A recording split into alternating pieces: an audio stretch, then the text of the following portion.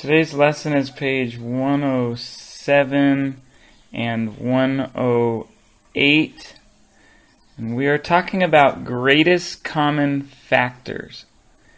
107, 108. We already did common factors the other day, and now we're just taking those common factors and figuring out what the biggest number of the shared common factors between two numbers are.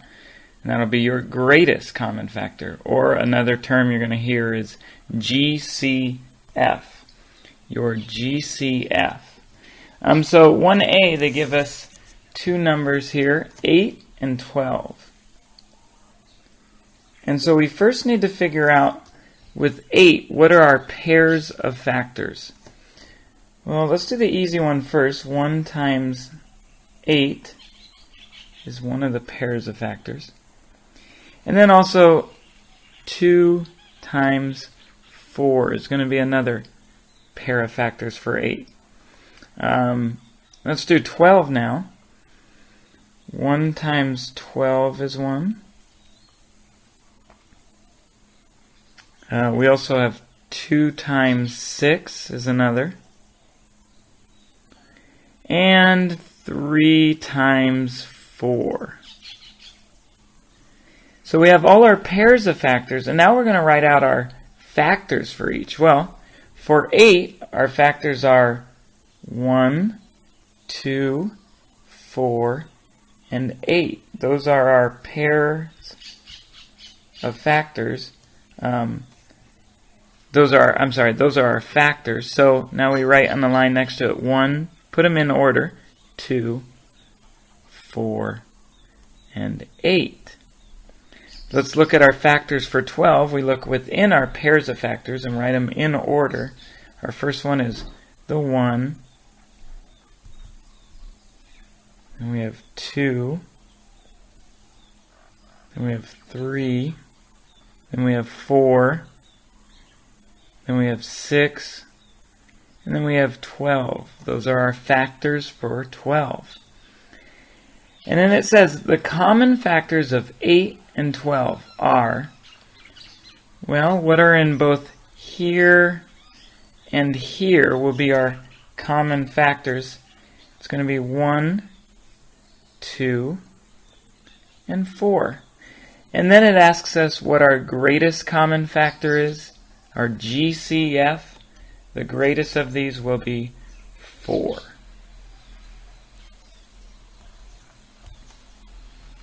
Okay, let's look at B, 1B. This one has an additional number with it, and it says 4, 6, and 8 this time. So what are our pairs of factors for 4? It's 1 times 4, and 2 times 2. Those are our pairs of factors for 4. For 6, our pairs of factors are 1 times 6 and 2 times 3. And then 8, our pairs of factors are 1 times 8 and 2 times 4. So we figured out all our pairs of factors. Now let's go ahead and write the numbers within the pairs of factors. Those will be our factors for each number. For 4, we have 1, 2, and 4. You don't need to write 2 twice. Even though we see it here and here, you don't need to write it twice. For 6, we have 1, 2, 3, and 6. And for 8, we have 1, 2, 4, and 8. The question then asks, common factors of 4, 6, and 8. What is shared with 4, 6, and 8?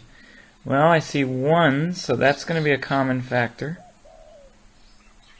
I see 2's, so that's going to be a common factor. And I see a 4 and a 4 here, but it's not here in this one. And so we our GCF, our greatest common factor, is simply the 2.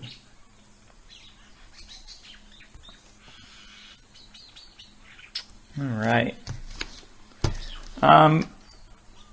We'll go ahead and do 4A together. We have a story problem. 4A. It says, Desiree drove 3 hours at the average rate of 52 miles per hour. So for every hour, she drove 52 miles per hour. How far did she drive in the 3 hours?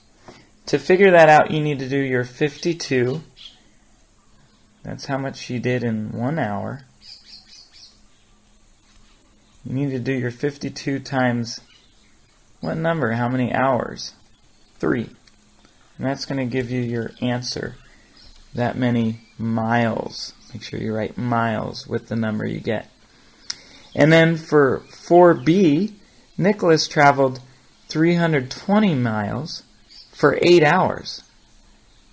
How many miles did he average each hour? And so to figure that out, you're going to have to divide 320 by 8. And whatever you get for your answer, make sure you write miles next to it.